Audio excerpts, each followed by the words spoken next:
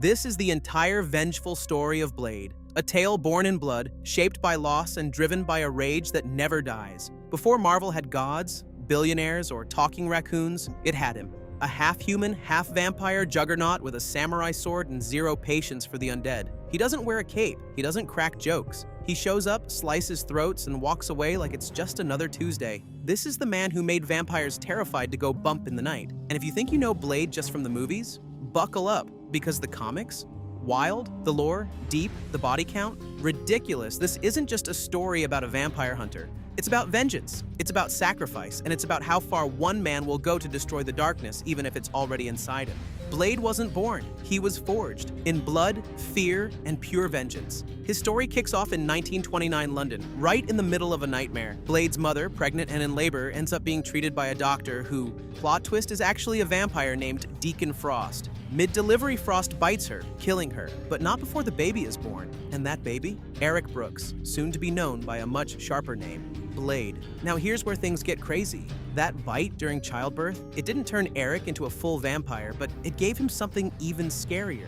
Blade's got a vampire's strengths, heightened senses, speed, and that sweet, sweet immortality, but none of the weaknesses. No sunlight issues, no garlic problems, and most importantly, no thirst for human blood, at least not yet. Young Eric grows up on the streets of Soho, rough and angry, until he's taken in by a vampire hunter named Jamal Afari. Jamal teaches him everything: how to fight, how to track bloodsuckers, and how to survive in a world that has no mercy for half-breeds like him. This is where Blade earns his name, thanks to his weapon of choice, a silver-edged knife and a knack for stabbing things that go hiss in the night. When Blade first shows up in the comics, Tomb of Dracula number 10 in 1973, he's already deep in the game. He's not just fighting vampires, he's making it personal. His #1 target, Deacon Frost, that scumbag vampire who killed his mother and cursed his bloodline. But Blade's not picky. He takes down every vampire in sight with ruthless precision, including Dracula himself, multiple times. And get this, in his earliest stories, Blade didn't even have powers. He was just a regular human with a grudge and a wooden arsenal. But over time, writers cranked up the volume,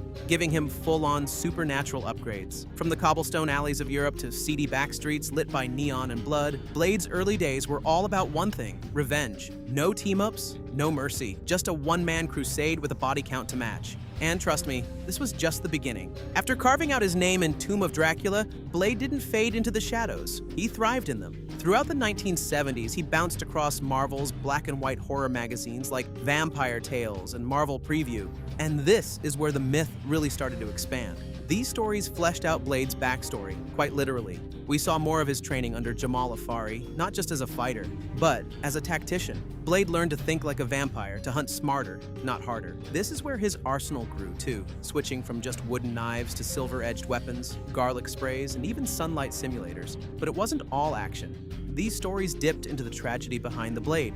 Blade wasn't just a slayer. He was a man battling the monster inside. Even back then, writers hinted at the inner conflict. A man who walks between worlds, not fully human, not fully vampire, and trusted by neither. He also began to cross paths with bigger threats, not just Dracula, but ancient vampires like Varney, the original Lord of the Vampires, and rogue supernatural cults. Every encounter made one thing crystal clear: Blade was no side character. He was a rising star in Marvel's dark corner. While these stories were short, they were sharp. They built the foundation for the more complex, brooding warrior we'd see in later decades. Blade wasn't just a guy with a grudge, he was becoming a legend. Before we jump into Blade's wild 90s evolution, make sure you're locked in. Hit like, subscribe, and let's keep the hunt going. By the early 1990s, Blade was back, and this time, he wasn't just sharpening stakes. He was sharpening his entire identity. Gone was the green-jacketed, afro-rocking vampire hunter of the 70s. The new Blade, black leather, wraparound shades, and a whole lot of don't mess with me energy. The turning point came with the launch of Night Stalkers in 1992. Blade teamed up with two other supernatural slayers, Frank Drake and Hannibal King, as part of a government-backed group hunting monsters. This wasn't just a random squad.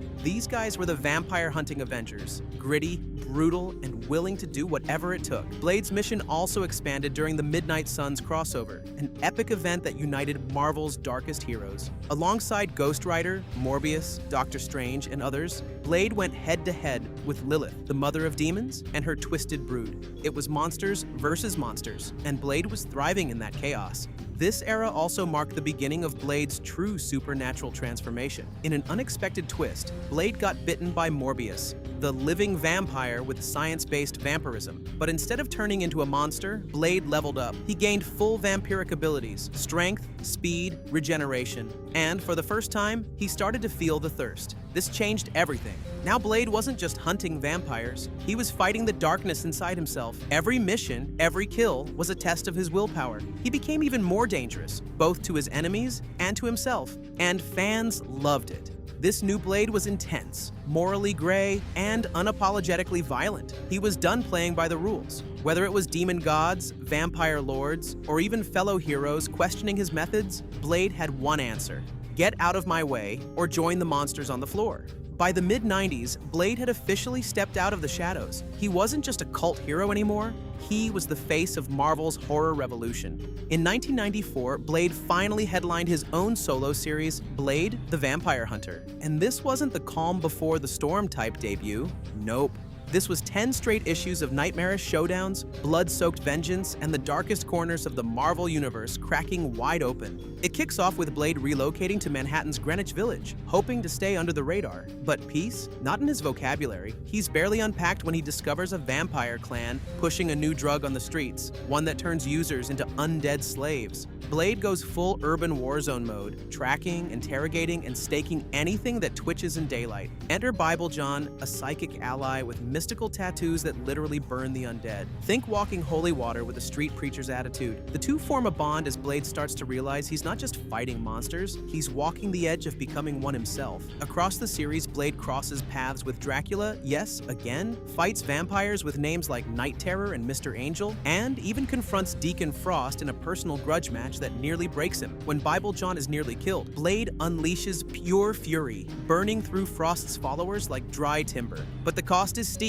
His thirst is growing. The line between hunter and monster blurring fast. In the final arc, Blade faces an alternate reality version of himself, Crossbow, a brutal mirror that forces him to question everything he's become.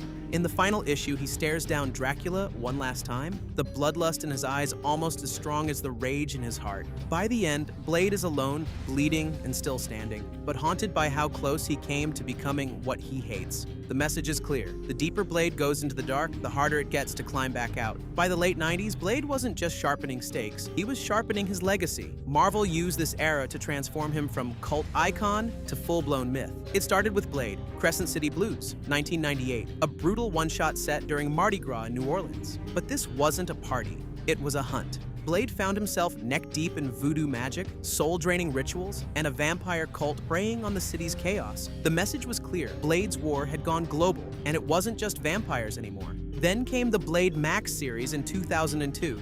This was Blade Unleashed. Under Marvel's adults-only label, he faced off against the Trick, a twisted strain of mutant vampires evolving through terrifying stages. While carving his way through this blood-soaked apocalypse, Blade caught the attention of a secret cabal called the Seven, who branded him more dangerous than the monsters he slayed. They wanted him dead. To make it worse, Blade stumbled on a ritual that could strip him of his powers and make him fully human. For the first time, he had to ask, could he ever walk away from the hunt? And then came the 2006 reboot by Mark Guggenheim and Howard Chaykin. This 12-issue series pulled Blade's entire backstory into focus. His mother, a British spy, his lifespan, slowed by his Dhampir blood. We saw him slay vampires in World War I, storm Nazi bunkers in World War II, and throw hands with Baron Blood and Wolverine. He even clashed with Dr. Doom and survived. But the real shock came with the return of Blade's father, a secretive figure tied to a prophecy that could shake the supernatural world. Their final showdown wasn't just a battle, it was a blood-drenched reckoning. This era didn't just give us more Blade, it gave us the legend of Blade. For years, Blade was the loner, the ghost in the shadows. But as Marvel's world got darker and more dangerous, it became clear. They needed someone who wasn't afraid to get his hands bloody. And Blade, he's been waiting for that call. First came Captain Britain and MI-13. When vampires launched a full-scale invasion of the UK, Blade joined the British Supernatural Task Force to hold the line. And yeah, he may have stabbed a teammate on day one, but hey, it worked out. Blade actually fell in love with team member Spitfire, a vampire herself. Imagine the guy who hates vampires most. dating one. Complicated? Yes. Interesting? Definitely. Then came X-Men, Curse of the Mutants. When Dracula's son, Zaris, tried to unite all vampire clans and wipe out mutant kind, Blade was the first guy the X-Men called. Teaming up with Wolverine, Blade stormed vampire nests, torched bloodsuckers left and right, and even fought alongside the new Dracula. It was chaos. Blade at his best. But the biggest shift? Blade joined the Avengers. Yeah, Earth's mightiest heroes. In the 2019 War of the Vampires arc, when the Vampire Nation went rogue, Blade was recruited to track down Dracula, who'd become a political exile. Suddenly, Blade wasn't just fighting in alleys, he was battling armies in Transylvania, working alongside Captain America and Thor and making it clear, you want a vampire problem solved? You call the Daywalker. He even joined Strike Force, a Black Ops squad featuring Angela, Monica Rambeau, and Diamond Hellstrom, fighting shadow gods and demonic conspiracies. No spotlight, no red carpet, just dirty work, done right. Modern Blade isn't just a solo act. He's a team player when it suits him. But make no mistake, the stakes are still silver, the war is still bloody, and Blade is still the deadliest thing stalking the night. Blade, 1998, doesn't ease you in.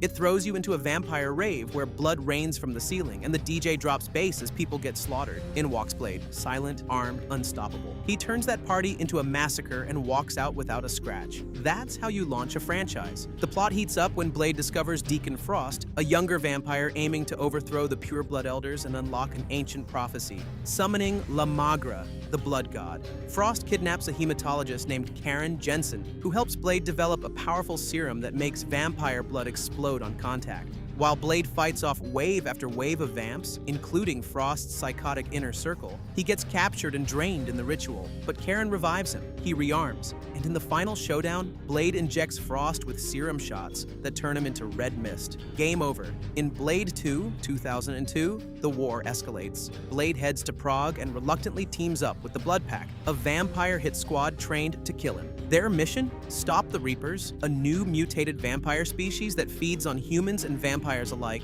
These things have split jaws, bone-armored hearts, and are spreading like wildfire. Blade doesn't trust his new allies, especially not Reinhardt, a racist thug played by Ron Perlman. But he plays along, even planting bombs on the team. After a series of brutal ambushes, betrayals, and a last stand in the sewers, Blade uses UV light bombs to incinerate most of the Reapers. He finishes the job with a duel against Jared Nomak, the first Reaper, in a blood-slick sword fight that ends with Nomak impaling himself, honoring Blade's skill as a warrior. Then came Blade, Trinity, 2004. Vampires resurrect Drake, yes, Dracula, to eliminate Blade and usher in a new vampiric age. After being framed for murder and arrested by the FBI, Blade is rescued by a new team, Abigail Whistler and Hannibal King, aka the Night Stalkers. Together, they create Daystar, a virus that can wipe out every vampire, but only if it hits pure blood DNA. That means Dracula, in a climactic rooftop battle, Abigail hits Drake with a Daystar arrow. The virus spreads, vampires die. Blade vanishes, his war far from over. 3 films, countless kills, no mercy. The Daywalker didn't just survive the night, he owned it. After slicing through theaters, Blade wasn't done yet. He took the war to television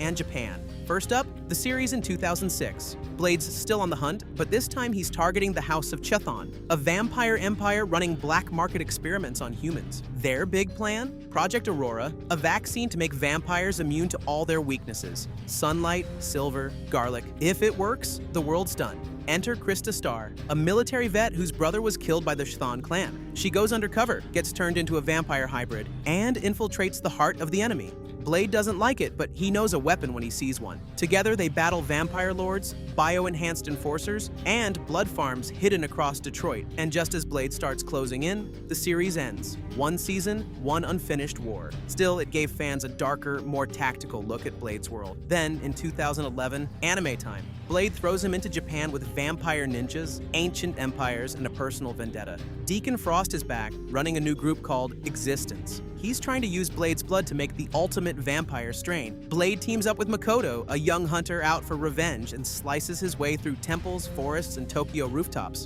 Different styles, same Blade. Blade is coming back to the big screen. Who do you want him to slice up first? Dracula, Frost, or someone brand new? Drop your pick in the comments, hit that like button, and subscribe for more Marvel deep dives. The hunt's just getting started.